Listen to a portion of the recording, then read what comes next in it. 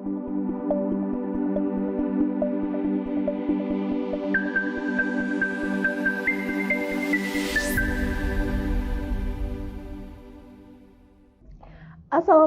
warahmatullahi wabarakatuh.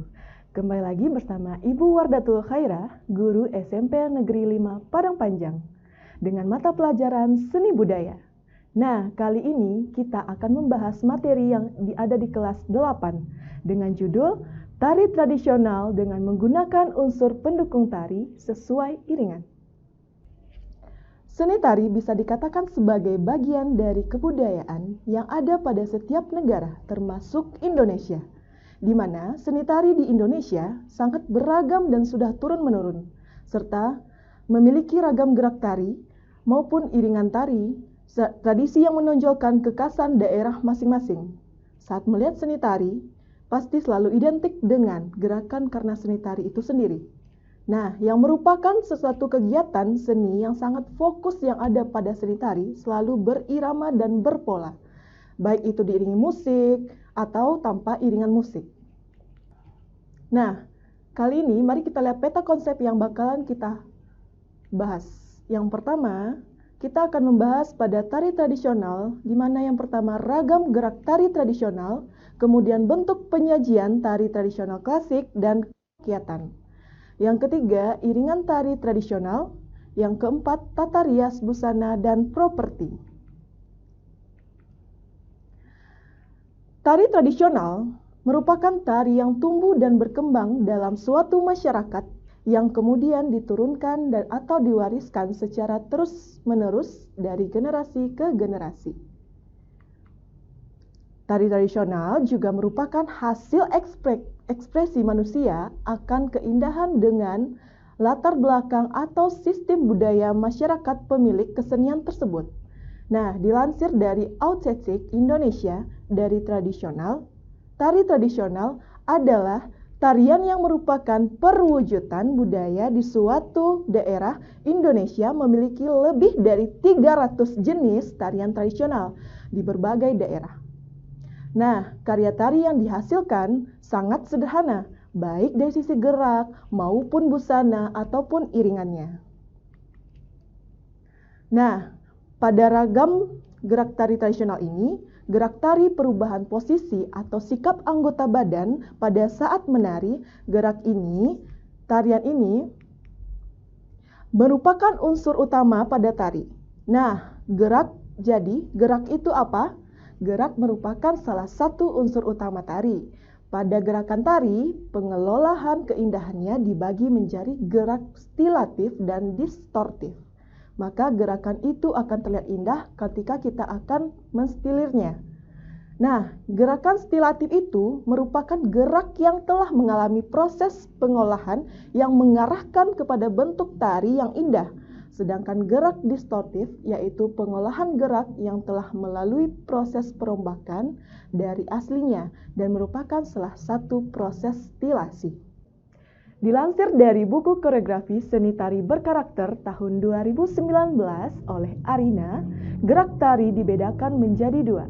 Yang pertama gerak murni, yang kedua gerak maknawi.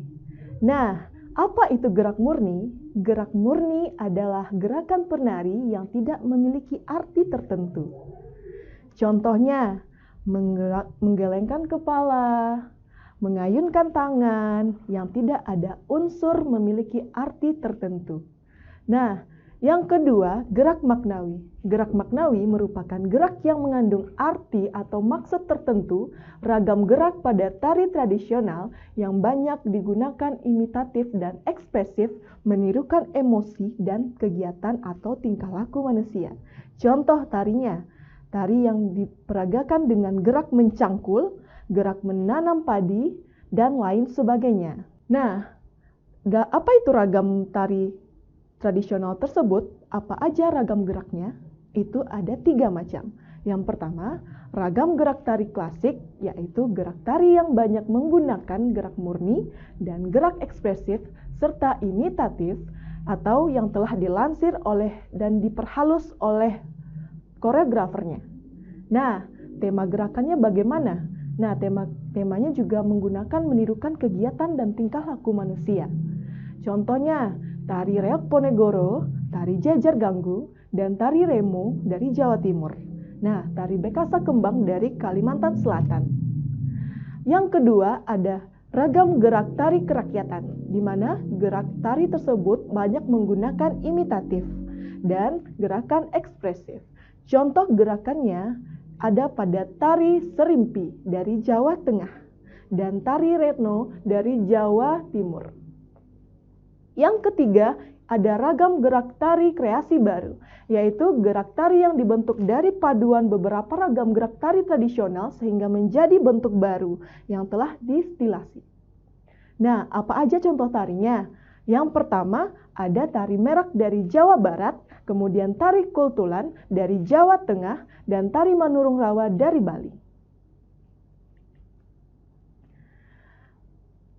Selanjutnya, kita masuk pada bentuk penyajian tari tradisional, klasik, dan kerakyatan. Ada 3 macam. Yang pertama, tari tunggal. Kira-kira apa sih tari tunggal tersebut? Nah, ingin tahu? Tari tunggal merupakan tari yang dimainkan atau yang dilakukan oleh satu orang penari, baik perempuan maupun laki-laki. Contohnya, tari pada tari golek sulung doyung yang ada di Jawa Tengah. Nah, yang kedua, ada tari berpasangan, di mana tarian tersebut dilakukan oleh 2 orang penari, baik itu pun cewek dengan cewek, cowok dengan cowok, dan cewek ataupun cowok. Nah, apa sih contoh tarian pada tari berpasangan tersebut? Nah, tari berpasangan itu dapat kita lihat pada tari Arjuna dengan Hanuman, di mana yang berasal dari daerah istimewa Yogyakarta.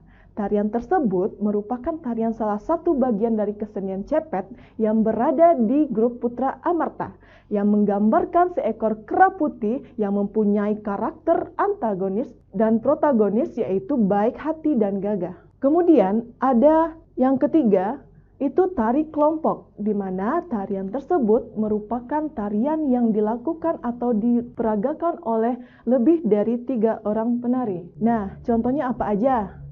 Yang pertama ada tari kecak yang berasal dari Bali, di mana tarian kecak tersebut merupakan tentang kisah Ramayana, salah satu tokoh yang ada dalam dunia perwayangan. Nah, kali ini kita masuk lagi kepada iringan tari tradisional, di mana iringan tari tradisional ada 2 macam. Yang pertama, irama musik internal, dan yang kedua, irama musik eksternal. Kali ini kita bahas yang pertama, yaitu irama musik internal. Irama musik internal adalah iringan musik yang dihasilkan dari tubuh penari itu sendiri. Nah, dapat berupa syair lagu, suara, atau yang dihasilkan dari tubuh penari itu sendiri. Contoh, ada tari saman berasal dari daerah Aceh Nanggrosalam. Merupakan salah satu musik irama internal yang berasal dari tepukan dada, tepukan paha, dan tepukan tangan. Yang kedua, kita akan membahas irama musik eksternal, di mana irama musik eksternal merupakan jenis iringan yang dihasilkan oleh suara alat musik, baik itu pentatonis ataupun diatonis. Nah, contoh tarinya berada pada tari topeng Kandaga yang dapat diiringi dengan gemelan, angklung, dan alat musik lainnya. Sudah paham? Apakah kita lanjut? Oke, kita lanjut kepada tata rias dan properti. Tata rias busana dan properti merupakan salah satu unsur pendukung tari. Tata rias merupakan unsur pendukung tari untuk memperjelas watak tokoh sang penari. Dan properti merupakan satu gambaran cerita tarian. Nah, sampai di sini paham? Sebelum kita tutup pembelajaran kita pada hari ini, mari sama-sama kita simak video berikut ini, yang merupakan tari kelompok yang bernama tari kecak yang berasal dari daerah Bali.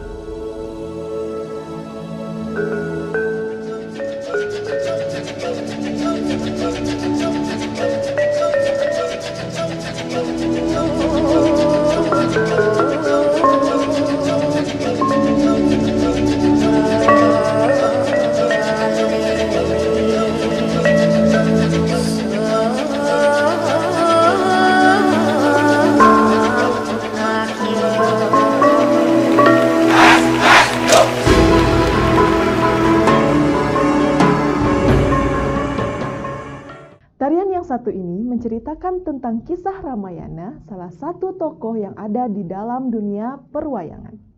Asal dari tari kecak, yaitu dari kota Bali. Nah, biasanya dipraktikkan oleh penari laki-laki yang jumlahnya mulai dari belasan atau sampai puluhan. Nah, para penari tersebut akan duduk secara melingkar dan tarian ini menggunakan irama tertentu dan dibarengi dengan para penari yang menyerukan suara cak cak cak cak cak sembari mengangkat kedua tangan.